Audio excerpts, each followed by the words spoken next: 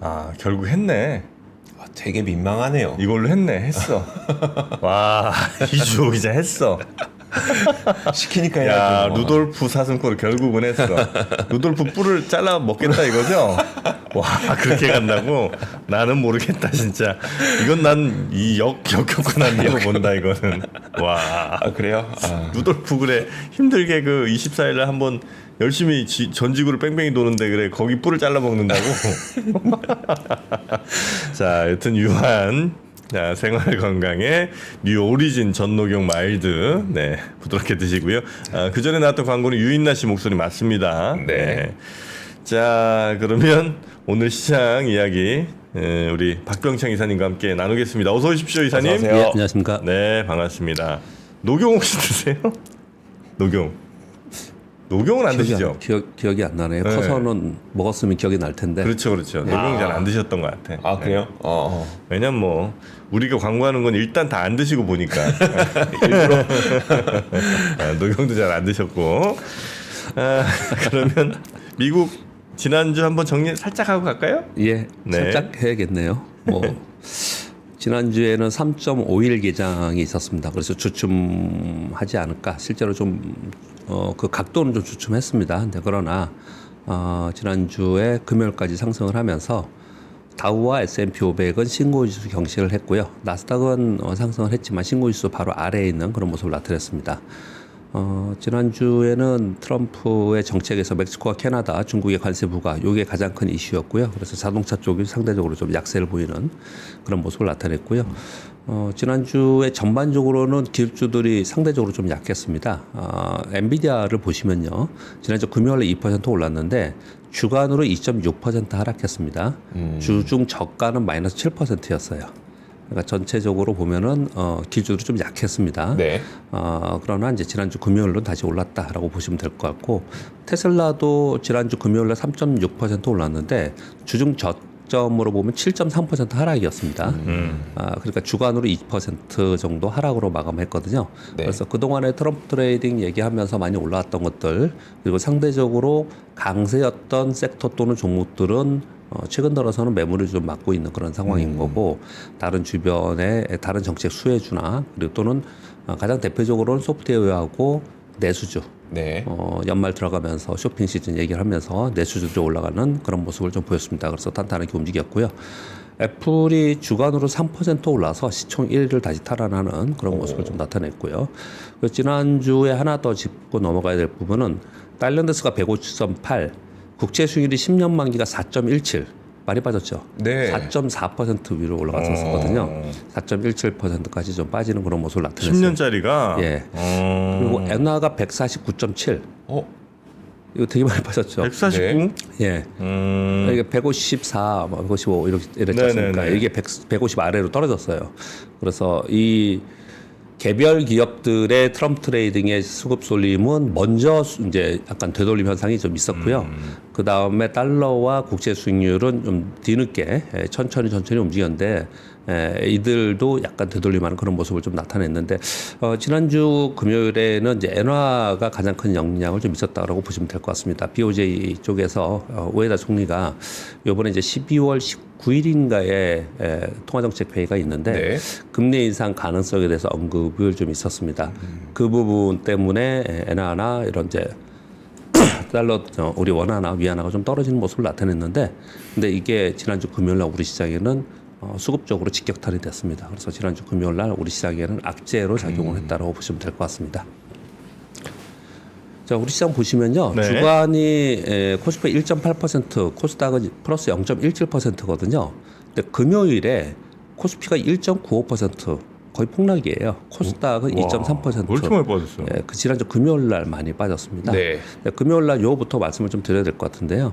금요일 날 빠진 이유에 대해서 설명을 좀 하는데 첫 번째 그 전날 금리 인하가 있었죠. 네. 그러면서 GDP 성장률을 낮췄죠. 전망치를 낮췄습니다. 그러면서 우리나라 경기에 대해서 뭐 안 좋다라고는 했지만 그것을 현실화하는 그러니까 우리나라도 경기가 좋지 않을 거다라는 것을 이제 현실화하는 그런 내용이 굉장히 부정적으로 해석을 많이 했고요. 두 번째는 일본의 물가 도쿄 CPI가 발표됐는데 네. 이게 지난달 10월이 1.8%가 그랬고 예상이 2.1%였어요. 근데 2.2%가 나왔습니다. 그러면 야 BOJ에서 금리 인상하겠구나. 네네. 그래서 BOJ에서 금리 인상하면은 가장 민감하게 반응하는 쪽이 아시아 국가, 신흥 국가들의 통화 가치가 같이 떨어지면서 시장에는 수급적으로 안 좋은 모습을 나타내고 있고요. 그리고 또 한 가지는 나스닥에 영향을 줍니다. 지난번에 7월, 8월에 보시면 알아요. 나스닥이 가장 먼저 강하게 영향을 받았습니다. 다우는 크게 영향 받았지 않았거든요. 네. 그래서 이 부분이 다시 한번 또 이제 만약에 금리 인상을 여기서 한 번 더 하면 수급적으로 또 한 번 그런 텐트럼이 있는 거 아니야라는 걱정을 할 수가 있죠. 그래서 이 부분이 지난주 금요일 우리 시장에 영향을 주었고요. 또 하나는 월말 효과가 있었을 거라고 생각을 합니다. 지난주 금요일 날 미국 시장이 반장이 열렸음에도 불구하고 상승한 부분은 그 부분도 월말 효과가 상당히 있었을 거라고 생각하거든요. 네. 월말 그러면 월말, 분기말, 뭐 반기말 이렇게 얘기하면은 소위 가장 예로부터 이론적으로 많이 얘기했던 게 윈도우 드레싱입니다. 네. 기관들이 가지고 있는 종목들의 뭐 가격을 어느 정도 조정하고 뭐 이런 얘기들을 많이 했는데 지금은 이제 그렇게 많이 이렇게 하는 부분은 좀 보이지는 않고 있는데 그보다는요. 여튼 간에 이 월말이나 분기말, 반기말에 윈도우 드레싱이라고 하는 기관들의 수급 움직임이 있는데 이것이 우리나라는 거의 한 1년 넘게 월말 되면 과거의 시장이 좋았을 때는 기관들이 매수가 들어오면서 어느 정도 가격을 좀 유지시키는 이런 모습이 좀 있었는데 네. 우리 시장은 한 1년 넘게 월말 되면 기관들이 팝니다. 외국인들도 그렇고 매도 우위예요. 네. 그래서 지난주 금요일이 월말이었다는 점은 매도 우위의 시장이 이벤트 효과가 있었다. 시기적으로 일정의 효과가 있었다. 이렇게 좀 볼 수가 있습니다. 이 세 가지가 다 겹치면서 지난주 금요일 날 상당히 큰 폭으로 하락을 했어요. 근데 그 일본과 관련해서는 일단 7, 8월에 그 뭐 금리 인상을 할 것 같다는 것 때문에 떨어진 건 맞는데 예. 엔화 가치의 급등이 좀 영향을 많이 미쳤었잖아요. 맞습니다. 예. 근데 이번에도 지금 엔화 가치가 그러면 그 정도로 좀 올라가고 있을. 지금 떨어졌잖아요. 154에서 149까지. 근데 그 워딩 하나로 이렇게 정도. 떨어진 거예요. 예. 워딩 하나로 이렇게 떨어진 겁니다. 네. 실제로 이번에 금리 인상을 한다. 지금 0.25%잖아요. 네. 0.5%로 금리 인상한다고 하면 다시 또 뭐 140 아래로 떨어질 수 있는 거죠. 예, 그러면 그때가 한번 우리 경험을 했잖아요. 네네. 예, 그런 게 재현이 되지 않겠냐라는 시장의 불안감이 있는 거죠. 불안감. 예, 네. 그렇게 좀 보시면 될 것 같습니다. 네. 그래서 지난주 금요일 날도 그렇지만 전반적으로 반도체, 자동차, 2차 전지, 바이오 다 하락했어요. 그러면 이 반도체, 자동차, 2차 전지, 바이오 하락하면은 우리 시장이 뭐 버틸 수가 없는 거죠. 시가총액 상위가 여기 다 있는데, 그래서 굉장히 좋지 않은 그런 상황이 좀 됐습니다. 하나하나의 이유들은 좀 있었죠. 자동차는 관세, 반도체는 반도체 집법, 2차 전지는 신재생 에너지, IRA법, 뭐 이런 것들이 전부 다 있었던 거고요. 바이오 대장주들이 요즘에 수급 사고로 좀 꼬였죠. 제가 말씀을 좀 그렇게 드렸지 네. 않습니까? 이건 수급적 이유니까 상당히 크다라고 저는 생각을 합니다. 많이 올랐던 종목의 차익 실현이 상당히 나오는 거고, 그래서 전반적으로 하락을 좀 한 거예요. 그렇게 보이면서 지난주 금요일 날 큰 폭으로 하락을 했다. 이유는 뭐 이러이러한 이유인 것 같다라고 말씀을 좀 드리고 있는 거고요.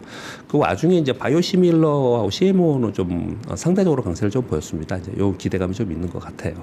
이것은 지금 트럼프 정부의 악재들, 정책 악재들에 우리가 피해를 입는 거잖아요. 여기서 좀 벗어나 있거든요. 그래서 이제 이런 쪽은 좀 상대적으로 강세를 보였다라고 보시면 될 것 같습니다. 트럼프 당선 후에 제가 한 일주일 내내 말씀을 드리는 건데 네. 개별 종목의 수급 쏠림은 되돌림을 먼저 한 것 같아요.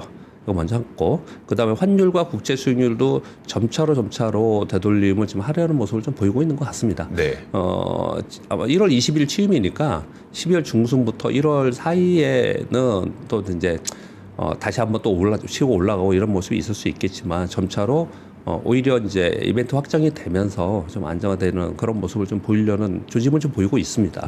그리고 이제 섹터별 수급은 하드웨어에서 소프트웨어로 그리고 단기 이벤트의 수급에서 중장기 수혜로 이제 움직이고 있다. 그렇게 보시면 될 것 같고요. 이번 주에 보면은 PMI 지표하고 연준 배집 공개 이런 것들은 전부 다 경기와 연관되어 있는 거죠. 그리고 고용 보고서 그래서 이번 주에는 이제 경기와 연관된 내용들이 좀 나오지 않을까라고 생각해요. 그동안에 트럼프 이슈로 인해서 경기 얘기를 하나도 안 하잖아요. 그러니까 이번에 이런 발표들이 나오면서 다시 한번 좀 거론이 되지 않을까라고 생각합니다. 뭐 이거는 뭐 전체적인 매크로 지표에 대해서 말씀을 좀 드리는 거고, 매크로 지표는 그동안의 경기 지표나 금리, 제일 처음에는 금리에 연동하면서 우리가 가장 걱정을 많이 하고 거기에 시장이 움직였고요. 네. 그 다음에는 경기 침체 얘기를 좀 하면서 거기에 연동하면서 이제 10년만기 국채 중위를 갖고 막 네. 얘기를 좀 많이 했었어요. 근데 트럼프 대통령이 되고 나서 이제 이번 주가 되면 이제 한 달 되는 거잖아요. 11월 4일이었으면 그러네요. 이제 네. 한 달 되는 거잖아요. 그 한 달 사이에는 전부 이제 트럼프로 갔어요. 이제 관심이 다 트럼프로 가서 트럼프 정책에 따라서 어떻게 움직이냐, 그 한 달 동안 그런 움직임이 있었거든요. 그러니까 이제 한 달이라는 시간이 지났으니까 거기에 시장은 상당 부분 반영을 좀 하고 있다라고 우리가 생각을 할 수가 있죠. 지금 한 달 지났는데 한 6개월 지난 거지 않아요? 시장에서는 다른 데 모르겠지만 네. 주시장 안에서는 트럼프 정책이 뭐 하나하나 누가 인선과 정책이 나올 때마다 그때마다 다 반영을 지금 막 하고 있어요. 네. 그래서 실제로 나왔을 때 지금처럼 반영하느냐는 또 다른 문제이다라는 얘기들이 많이 나오고 있는 그런 상황에 있습니다. 그래서 시장의 관심이 그렇게 바뀌고 있는 상황인데 한 달 정도 반영을 좀 한 상태에서 다시 이번 주에는 경기 지표들이 나오고 있기 때문에 경기 지표에 대해서 시장에서는 또 관심을 갖지 않을까 이렇게 설명을 드리는 거고요. 네. 우리 시장 걱정이죠. 우리 시장에서 걱정을 하는 부분은 이제 요즘에 그런 얘기들을 많이 하더라고요. 우리 시장이 하락했다고 이러는 게 아니다. 만약에 시장이 하락의 이유가 있어서 만약에 글로벌 경기 침체라든지 아니면 뭐 팬데믹이었다든지 어디 뭐 금융회사가 보도가 났다든지 뭐 이런 부분들이 있으면 그게 앞으로 어떻게 진행이 되고 뭐 글로벌 공조가 돼서 어떻게 이게 극복이 되고 또는 금리 정책을 어떻게 쓰고 그래서 어떻게 될까 이런 시나리오가 나오잖아요. 네. 그런 시나리오가 나오고 그럴 텐데 우리 시장에 대해서 많이 비판하시는 내용들을 좀 읽어보면은 지금 구조적으로 우리 시장이 앞으로 어떻게 이게 좋아질 거라는 게 뭐가 있냐, 어떻게 내놓을 거냐라는 답답함을 많이 토로를 좀 하는 거예요. 그래서 무정책이 우리 시장을 이렇게 만들었다 이런 얘기들을 좀 하고 있는 그런 상황인데 이제 상황만 좀 말씀을 좀 드리고 그리고 12월 앞으로 12월과 조금 더 길게는 1, 2월까지는 어떻게 시장이 좀 움직일까 이런 자료가 키움증권에 있었는데 제가 개인적으로 공감이 됐고 되게 깔끔하게 잘 만들어서 키움증권 네네. 자료 가지고 좀 말씀을 좀 드려볼게요. 지금부터 일단 코스피 7월 이후에 5개월 연속 하락을 했고요. 연간 7.5% 하락인 거고요. 코스닥은 4월 후에부터 약세를 보였는데 6월에 약보합 한 번 있었고 8개월 연속 상승 하락을 했어요. 그래서 21.7% 하락을 좀 했습니다. 이런 사이에 11월서부터 연기금이 좀 본격적으로 사기 시작을 했는데 11월 첫째 주, 둘째 주, 셋째 주, 넷째 주 연속해서 샀고요. 지난주에도 샀고요. 네. 그래서 11월 월간으로 연기금은 2.23조 순매수했어요. 많이 산 겁니다. 네. 한 달 동안 산 거니까 꽤 많이 산 거예요. 그래서 저는 우리 시장을 바라보면서 우리 시장의 위로 올라갈 모멘텀이 지금 총매제가 그렇게 마땅치 않다라고 얘기를 좀 하고 있는 측면에서 한 측에서는 저가 매수는 있는 거다. 네. 그래서 밑에서 바텀 피싱을 하려고 하는 그런 매수세만 존재하고 있다. 이렇게 좀 해석을 할 수가 있는 거고요. 네. 지금의 상황에 대해서 몇 개월 연속 하락했고 뭐 연간 몇 퍼센트가 말씀드렸는데 이걸 보면은 되게 심각한 건 분명히 맞습니다. 이게 뭐냐면 1년 동안 하락 개월의 비율이에요. 1년 동안에. 근데 가만히 보시면요. 2022년도에 시장이 30몇 퍼센트 하락했어요. 그게 네. 많이 하락할 때거든요. 근데 반은 빠지고 반은 올랐어요. 1년에 그러니까 6개월은 오르고 6개월은 빠지고. 1998년 IMF 금융위기 때도 반은 빠지고 반은 올랐어요. 이때도요. IMF 1997년도에도 그 정도 수준이었고 08년대 금융위기 때는 한 60% 이상은 올랐고 나머지 그러니까 한 60%면 어느 정도 됩니까? 12개월이니까 뭐 7개월 정도는 7개월 정도 오르고 뭐, 나머지 네. 나머지 빠지고 한 5개월 빠지고 그랬어요. 근데 이번에는 아까 제가 보여드렸듯이 지금 코스트 한 4월부터 빠지는 거거든요. 네. 4월부터 빠지는 거. 지금은 70% 이상이 지금 11월까지 봤을 때 올해는 계속 빠진 확률이 훨씬 더 빠진 게 훨씬 컸다라는 거예요. 지금요. 그러니까 얼마나 많이 빠져오고 있는가를 좀 볼 수 있는 그런 대목인 거예요. 12월 한번 기대해 봐야죠, 뭐. 마지막 한 달. 네, 뭐 그런 우리가 그런 기대감과 뭐 생각을 할 수 있는데 네. 아까 제가 말씀드렸듯이 이게 키움증권 리셋센터의 자료인데요. 되게 깔끔하게 잘 만들었더라고요. 한번 읽어드려 보겠습니다. 같이 한번 생각을 해보자는 거예요. 만약에 상승의 요인이 있다라면 그 상승의 요인이 뭐냐? 지금 제가 먼저 말씀을 드렸듯이 주가가 많이 빠졌다라는 거예요. 우리 시장의 지금 재료는 가장 좋은 재료는 많이 빠졌다는 건데 네. 시장 지수가 빠진 거 가지고 보통 리서치센터에서는 얘기를 하잖아요. 근데 지수보다 개별 종목들은 종목 단위는 훨씬 많이 빠졌어요. 네. 훨씬 많이 빠져 있는 그런 상황입니다. 여기 잠깐 읽어드리면 11월 중 후행 PBR이 0.85배까지 하락을 했다라는 거예요. 그래서 현 시점에서 반도촉매를 찾아나가는 구간인데 그 반도촉매가 찾기가 좀 어렵지만 상당히 많이 빠져 있는 상황 속에서 저가 매수가 들으면서 왜 이런 거 있잖아요. 낙폭가드가 되면 자율적으로 조금 오르잖아요. 네. 그런 정도의 주가 복원율 생성이 좀 일어날 것을 한번 기대해 볼 수 있다. 만약에 상승 기대를 한다면 어떤 거냐. 두 번째는 금리와 달러 정점 가능성이 있다라는 부분도 저는 약간 공감을 해요. 아까 설명을 계속 드렸듯이 트럼프 보세요. 10년 만기 국제 수익률이 막 떨어지면서 걱정 많이 했죠. 경기 침체 얘기를 했잖아요. 네네. 불과 얼마 전에 한 달 전에 그랬잖아요. 근데 트럼프 당선 후에 그냥 그게 막 올라가면서 결국은 트럼프 시대에는 국제 수익률이 올라가고 달러가 강세가 될 거다 이렇게 바뀐 거지 않습니까? 네. 그게 이렇게 바뀐 거죠. 근데 그 얘기가 뭐냐면 트럼프 효과에 의해서 이벤트에 의해서 올라간 게 상당 부분 있다라는 거예요. 국제 수익률과 금리는 여기 달러는. 그래서 이 얘기를 하는 거라고 저는 해석을 합니다. 금리와 달러가 이제 한 달이 지났잖아요. 이제 실제로 취임하는 그 즈음에 이제 가면서 이게 어느 정도 이제 안정화될 가능성이 상당히 있다라는 거예요. 근데 이게 안정화되는 상황이 되면은 결국은 외국인들의 순매도 강도는 조금 약화될 가능성이 있다. 그러면서 기관들 매수가 들어오면서 시장을 좀 반등할 개연성. 이런 부분들의 생각을 하는 것 같아요. 네. 물론 이분은 저하고 생각이 다르게 썼을 수도 있습니다. 네. 근데 이 부분에 대해서 한번 여러분들은 여러분 나름대로 읽어보시고 저는 그렇게 해석을 좀 합니다. 그러니까 우리 시장은 악재 투성인 상태에서 악재를 반영했잖아요. 네. 그럼 이런 거잖아요. 주가가 올랐을 때 호재를 반영하고 올라갔을 때 더 큰 호재가 나와야지 더 올라갈 수 있는 거잖아요. 우리 엔비디아를 계속 갖고 얘기를 그걸 하는 거거든요. 네. 근데 악재 투성인 상태에서 빠졌어요. 그러면 이 기존에 알고 있는 악재 말고 더 강력한 악재가 뭐가 나오면야 뭐 거의 충격을 받겠죠. 근데 제가 보기에는 이제 그 악재는 소위 금융시장의 유동성 위기. 가 가장 큰 악재이고 그거 말고는 웬만한 건 다 얻어 터진 것 같아요. 네. 예, 그거 이제 다 맞은 것 같아요. 근데 그런 부분들을 생각을 해보면 네. 저점으로부터 바텀 피싱이 좀 있지 않을까. 저 주가에 이제 복원력이 생기는 그러니까 자율 반등 이런 부분이 있지 않을까. 이렇게 얘기를 하고 있는 거예요. 네, 네, 네. 예, 이렇게 얘기를 하고 있는 많이 건데. 맞았지. 근데 이제 하락에 그래도 이제 우리 시장 복원력 뭐랄까 그런 촉매자가 없어 모멘텀이 없어. 그런 이유는 뭐냐? 첫 번째, 이익 전망이 계속해서 하향하고 있습니다. 우리 GDP 성장률 하향하고 있죠. 오늘도 사실 그런 내용들이 뒤에 좀 있습니다. 우리 뭐 한국은행에서도 그렇고 각 그 리서치에서도 그렇고 이익 전망 하향 있고 그렇다는 얘기는 기업의 이익 전망들도 다 지금 부진한 그런 상황이에요. 이익 전망이 계속 하향하는 상황 속에서 어떻게 올라가냐 이게 저점을 찍어야 되지 올라가지. 실제로 좋아지지 않는다 하더라도 저점을 찍어야지 올라갈 수 있는 거거든요. 요 얘기를 한번 들어볼까요? 재밌는 걸 한번 우리가 알아야 될 내용을 한번 들어볼게요. 삼성전자의 가장 최근만 얘기 들어볼게요. 삼성전자 주가의 피크 고점은 2021년 1월에 찍었습니다. 네. 실제로 삼성전자가 대세 상승을 언제 했습니까? 2020년도에 했어요. 네. 삼성전자의 영업이익의 피크는 어느 해였냐면 2021년이었습니다.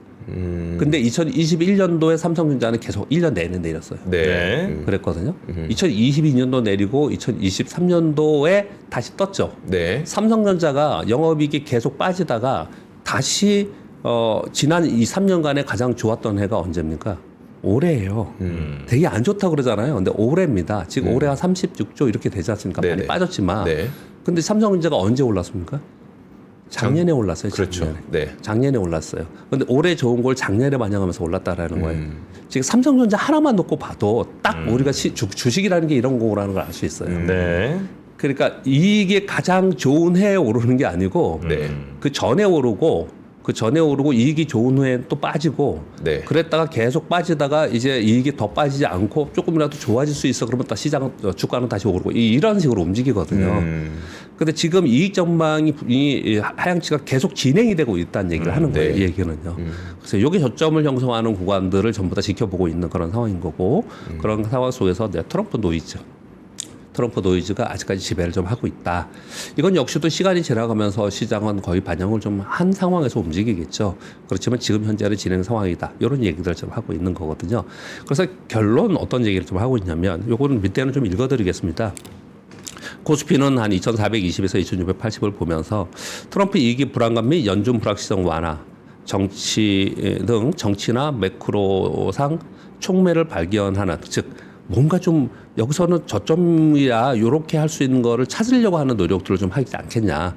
촉매로서의 영향이 가장 큰 이익인데 이게 지금 가시화되지 않아서 이 부분은 우리가 지금 당장 기대할 수는 없다. 그렇지만 많이 빠진 부분에서 저 바텀 피싱은 좀 있는 실제로 제가 그래서 연기금 수급을 자꾸 보는 거예요. 네. 예, 그런 부분들은 좀 나타나지 않을까 이렇게 지금 얘기를 하면서 매크로 부담도 좀 있어요. 그리고 이익가시성도 지금 나타나고 있지 않습니다. 그렇기 때문에 11월 중 금리 상승 및 미국 정치 리스크를 선반영하면서 진입 메리트가 높아진 업종인 바이오 그리고 전반적인 이 하향이 진행되는 가운데 수주 모멘텀이나 뭐 정책 모멘텀이 좀 있는 쪽 조선이나 기계 그리고 12월 중에 있을 위험 관리 차원 또는 밸류업 프로그램 뭐 요 얘기를 좀 하면서 은행 증권도 주주하는 대장 업종인 금융 요 정도에서 우리가 좀 봐야 되지 않을까 이렇게 얘기를 하거든요. 지금 얘기를 쭉 들어보면은 네. 우리가 지금 걱정하고 있고 우리가 생각하고 있는 것들을 정리를 되게 잘 했죠. 네. 그래서 그렇게 좀 말씀을 좀 요걸 가지고 말씀을 드렸고요. 네. 뉴스를 좀 전해드리도록 하겠습니다. 자, 11월 수출입 동향 지금 다 발표했어요. 여전히 좋다고 합니다. 흑자 났고 누적 무역 흑자가 452억 달러고 수출 늘었고 수입은 좀 줄었고 수입 줄은 거는 유가가 좀 떨어진 부분들 때문에 그 수입이 줄은 겁니다. 자동차 많이 늘었고 반도체가 늘었고 자동차 좀 줄었고 선박과 바이오헬스가 늘었다. 그리고 중국과 미국이 동시에 좀 하락을 했는데 여기서도 반도체나 컴퓨터, 유화 선박 2차 전지는 좀 증가하고 그리고 무선 통신과 자동차 감소했다 그랬거든요. 근데 이걸 지금 그냥 짧게 읽어드렸는데 이 그림을 보면 왜 걱정하는지 알아요. 이 반도체 좋다라고 하잖아요. 11월 사상 최대라고 지금 하거든요. 네. 그런데 얘가 꺾이고 있다라는 거예요. 이미 꺾이고 있다라는 걸 지금 얘기를 하는 거고 이거보다 더 명확하게 보이는 게 이 수출입 증감률 추이죠. 수출 증감률 보세요. 수출 증감률이 이렇게 꺾이고 있어요. 그러니까 이게 지금 전부 다 꺾이고 있는 상황이기 때문에 이 지금 여태까지는 네. 이걸 바탕으로 해서 올해 초반이나 이런 걸 좀 왔지만 이미 이게 꺾이는 상황이기 때문에 이걸 반영하면서 봤을 때는 기대치가 높지 않다 이 얘기를 지금 하고 있는 거예요. 그렇게 얘기를 말씀드리겠고요. 그리고 이번 선번 아까 권기자님이 말씀 주시던데 트럼프가 미국 달러의 기초 통합을 모색하는 브릭스, 브라질, 러시아, 인도, 차이나, 사우스 아프리카에 만약에 달러 말고 너희들이 다른 거 가지고 이게 무역할 때 쓰려고 하면은 100% 관세 매기겠다. 그래서 엄포를 지금 내놓고 있는 상황입니다. 브릭스 국가들이 달러에서 벗어나는 생각 이제 끝내라. 이렇게 얘기 좀 하고 있는데 아까 정프로님 생각도 좀 공감을 좀 하고요. 국채와 연관이 좀 있을 것 같고요. 저는 또 어떤 생각을 또 하냐면요. 네. 이러면 뭐가 제일 많이 오를까요? 이게 딱 나오는 순간에 저는 어떤 생각은 스테이블 코인. 달러 교환 가치로 해서 스테이블 코인을 엄두에 두지 않았을까라는 생각도 들고 그게 가장 많이 영향을 받을 거라고 생각이 들어요. 저희 지난주 금요일인가 목요일에 왜 그 테더 뭐 또 코인 얘기 한번 좀 나누지 않았습니까? 그랬었죠. 네. 그것도 한번 다시 돌아보셔도 좋을 것 그거와 같습니다. 연관이 좀 되어 있는 것 같고요. 네. 근데 지금 요즘에 이제 코인 얘기를 너무 많이 하니까 코인도 조심할 부분도 좀 있습니다. 아까 제가 잠깐 밖에서 봤는데 우리가 맨날 스테이블 코인의 대표 종목들하고 비트코인하고 뭐 이들은 몇 개 종목만 얘기를 사실 하잖아요. 네. 근데 그렇지 않고 있는 그 알트코인들, 스테이블 코인, 알트코인들 되게 많잖아요. 네. 근데 트럼프와 관계된 트럼프 이름을 가지고 있는 코인들이 이제 미국에서 있는 게 시가총액이 가장 높을 때 200조까지 올라갔대요. 트럼프 200조가. 이름만 갖고 있는 것만으로요? 다 합쳐갖고. 다 합쳐서. 합쳐갖고 트럼프에 관련돼 있는 네네. 뭐 코인이나 그러면서 막 이제 무수히 나왔을 거 아니에요. 그 한번 나중에 또 보세요. 전 깜짝 놀랐습니다. 가장 높을 때가 200조거든요. 네네. 그게 지금 5억 달러 됐대요. 5억. 5억. 200조에서 5억 5억, 달러로. 예, 5억으로 그냥 한 방에 빠진 거예요. 그냥 원위치 시킨 거죠. 네, 그런 일들이 벌어지고 있다라는 거예요. 네, 그런 부분들을 제가 이제 우리 여기 코인 전문가들 많이 있으시잖아요. 여러분들 많이 보시죠. 네, 그런 쪽은 조심하자는 얘기를 되게 많이 합니다. 네. 네, 많이 하고 있고요. 왜 이 말씀 드리냐면요. 제 주변에도 보니까 전체적으로 코인의 분위기가 되면은 그 나머지 애들도 덩달아서 해서 막 급등하는 종목이 이것저것 나오니까 복불복이 한번 해보자 이런 사람 주변에 되게 많아요 요즘에. 그래서 잠깐 그런 말씀을 좀 드리는 거고요. 그리고 멕시코하고 캐나다 25% 관세 한다고 하니까 멕시코는 그냥 곧바로 쇼핑몰 항만 공항 수색해갖고 멕시코 우회한 중국 물품을 26만 개를 압수를 했대요. 네. 잘 보이려고 좀 하고 있고 캐나다 총리는 긴급 방미를 했다라는 얘기들이 나오고 있죠. 아주 발빠르게 지금 하고 있는 그런 상황입니다. 그리고 4번 뉴스는 향후에 좀 여러 가지 이슈가 좀 뭐랄까요 의미가 좀 있지 않을까 생각해요. 유럽연합의 그 12월 1일부터 신임 행정 집행부가 출범을 하는데 기후 목표를 달성하면서 역내 경쟁력 확보를 위하고 그리고 자동차 산업을 보호하기 위한 궁극적으로 배터리도 동시에 같이 가야 된다. 왜냐하면 지금 2024년 말 기준으로 중국산 배터리의 유럽 시장 점유율 약 50% 정도로 추정을 하고 있다고 합니다. 그래서 이들이 처음으로 사실은 유럽에서 발표한 건데 뭐냐면 중국 배터리 확산을 견제하기 위해서 향후에 중국 배터리를 견제하겠다. 독일, 프랑스, 스웨덴의 공동성명 발표가 좀 있었어요. 그러면 향후에 이것 때문에 이거 배터리는 미국, 중국, 우리나라, 일본이 지금 경쟁하고 있는 거잖아요. 네. 그 구도가 어떻게 될 건지에 대해서는 향후 좀 추적할 필요가 있지 않을까. 이 뉴스는 좀 그렇게 생각이 좀 들고요. 그리고 트럼프가 이제 미국 LNG 수요를 활성화시켰다는 이제 뉴스가 나오고 있지 않습니까? 원래 조선이 좀 좋았는데 뭐 에커 설비도 확장되고 이런 부분들을 보면 국내 LNG선에는 수주가 좀 더 늘면서 순풍이 되지 않을까 이런 뉴스가 좀 있었고요. 포스코 홀딩스가 돈은 얼마 안 돼요. 뉴로메카 지분을 약 5% 100억에 샀는데 왜 이걸 의미를 두면서 뉴스화 됐냐면요. 포스코 홀딩스가 신사업 투자에 처음으로 발표된 게 요거예요. 근데 규모가 너무 작긴 하죠. 네. 작긴 하죠. 이 뉴로메카는 협동 로봇의 회사 중에 우리나라 중에 1위 기업입니다. 이 기업의 지분을 소량 인수를 해서 공장 자동화에 집중하겠다라는 이제 뉴스가 좀 나와 있는 상황입니다. 그리고 7, 8, 9, 11서까지는요. 경기에 대한 얘기인데 그냥 네. 참고로 말씀 좀 드리겠습니다. 뭐 짧게 말씀드릴 건 짧게 말씀드리고요. 한국 경제에서 이 워딩을 되게 강하게 했는데 한국 경기 침체에 있는 초유의 상황이다. 원래 고용은 좀 좋지 않았습니다. 그동안에. 그러다가 지난 10월 산업동향 발표에서 수마 판매 마이너스 0.4, 설비 투자 마이너스 5.8, 생산시소 마이너스 0.3으로 우리 GDP 성장률만 맨날 얘기를 하는데 실질적으로 그 세부 항목들이 너무 안 좋다. 네. 그러면서 하나를 더 발표했어요. 뭐냐면 내수 민감 물가라는 거를 따로 그 구분 항목들이 많잖아요. 네. 거기서 거기서 끄집어내서 얘를 가지고 했더니 얘가 한 물가니까 CPI의 개념의 물가예요. 근데 한 1% 중반분이 안 된다라는 거예요. 이 내수민감 물가가 뭐냐면 외식, 섬유 제품, 의류, 내구재, 그리고 강습, 개인 서비스 이런 거예요. 이거는 어마어마하게 지금 좋지 않다라는 거예요. 그래서 이런 전반적으로 봐서는 우리나라 경기가 진짜 여전히 좋지 않은 이제 방향으로 좀 가고 있는 그런 상황인 거고 그런 상황 속에서 골드만삭스에서 내년 우리 경제 성장률 둔화를 가지고 우리나라 한국에 대한 투자 의견 여태까지는 비중 확대였대요. 아, 그랬었어요. 그걸 이제 중립으로 하향하면서 내년도 목표를 타겟 프라이스 2,750포인트, GDP는 1.8%, 기준금리는 2.25%까지 인하 전망에 발표를 좀 하면서 밸류업과 세법 개정 지금 준비를 하고 있는데 만약에 이게 확정이 되면 개인 투자를 위한 시장 환경 개선은 그래도 기대해 볼 만하다. 이런 보고서를 좀 내놓은 상태입니다. 그러니까 우리나라에 대해서 좋지 않은 얘기를 좀 했는데 저는 이거보다도 우리나라 안 좋다는 얘기 우리 맨날 듣잖아요. 저는 개인적으로 걱정하는 건 뭐냐면요. 지금 우리 시장이 이만큼 맞았고 이 맷집으로 여기서 버티는 거는 우리 시장이 온갖 악재 이 정도는 버틸 수 있는 거구나라는 네. 생각을 좀 해요. 네. 그래서 이제 여기서 버텀 피싱을 좀 하는 종목들을 찾아야 된다. 즉 시장 수익률은 낮지만 종목별 수익률은 높을 가능성이 있다라고 저는 생각을 하거든요. 내년 시장을 보면서. 네. 그리고 우리 시장은요. 1997년, 98년, 99년도 떨어졌. 99년 올랐구나.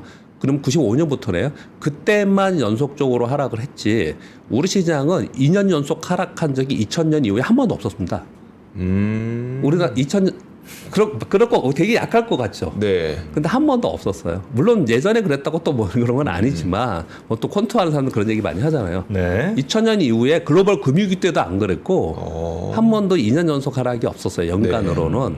그러니 뭐 내년에 오른다는 설명을 드리는 게 아니고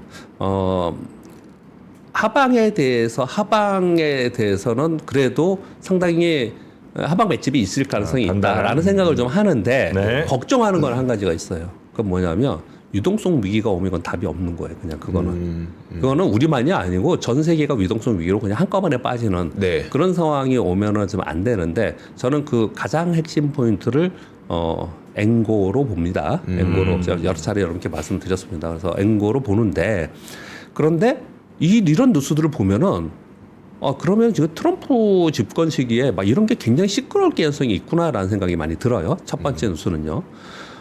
알릭스 파트너스의 독일 지사 대표 컨설턴트인 사람이에요. 리터라는 사람이 우리가 들어도 상식적으로 이해가 돼요. 독일 주요 산업이 모두 3대 주요 산업이 모두 위기를 맞고 있다.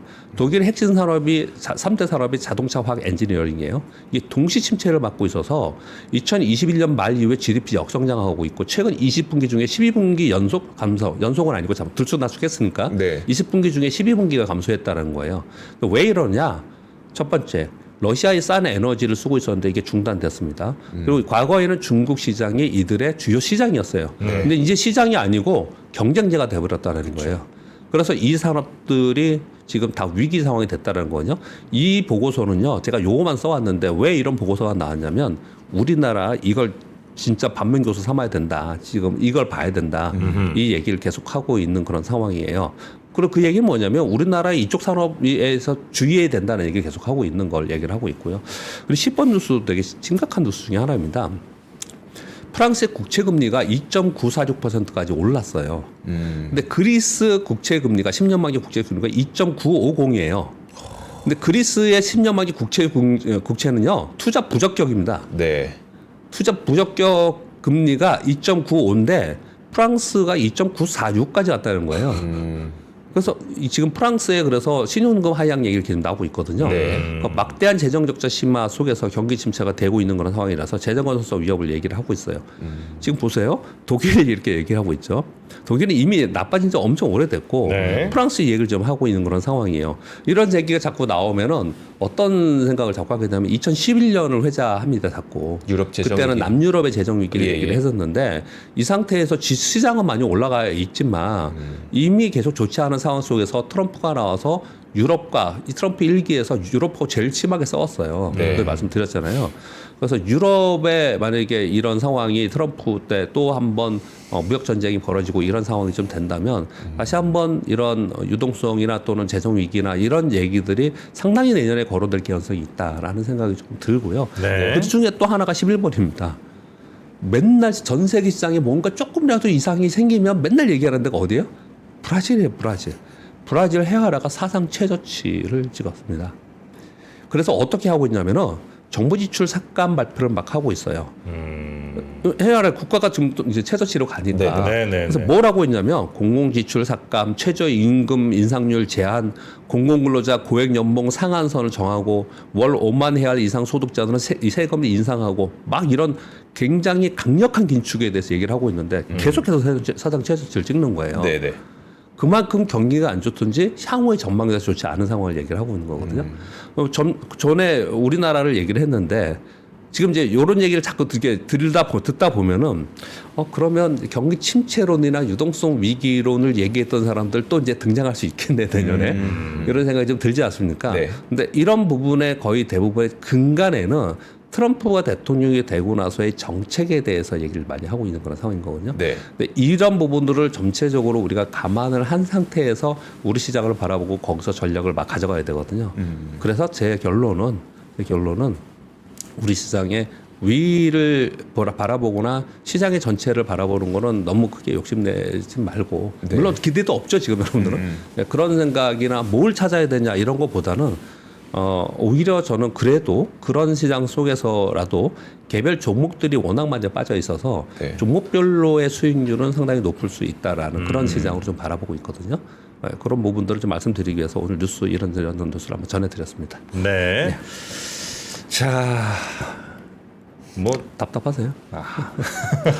한국이 여기보다 더 뭐 날 것도 별로 없는 것 같기도 하고. 그러니까. 아니 근데 그나마 이들은 주가라도 많이 올랐었잖아요. 그러니까 말이에요. 얘들은 올랐어요. 엄청 오르고 나서 이런 얘기가 나오는 것과 예. 이렇게 떨어지고 나서 나오는 것과 그래서 우리나라 시장을 얘기하는 사람들이 답답해하거나 좀 짜증내거나 하는 게 그거예요. 답답한 안 좋단 와중에도- 말이에요. 네. 안 좋은데 시장은 올랐잖아요. 거기는 네. 어떻든 왜 그러냐면 정책이 있었습니다. ECB에서 계속 시장 유동성 정책이 있었습니다. 네. 유럽은 있었어요. 아 그렇죠. 그래서 우리나라의 무정책 때문에 우리는 이랬다라는 얘기를 계속 하고 있는 거예요. 하여튼 이 와중에도 그래도 조금 희망 보고 있는 데가 조선업종 아니겠습니까? 네, 그 네. 조선 오늘 한번 좀 파보도록 하겠습니다. 자, 우리 박병창 이사님 고생 많으셨고요. 내일 뵙겠습니다. 감사합니다. 고맙습니다. 삶의 격을 높이는 9가지 지혜를 함께 나눕니다. 위즈덤 칼리지 시즌 2 영상 아래 링크를 클릭하시면 자세한 내용을 확인하실 수 있습니다.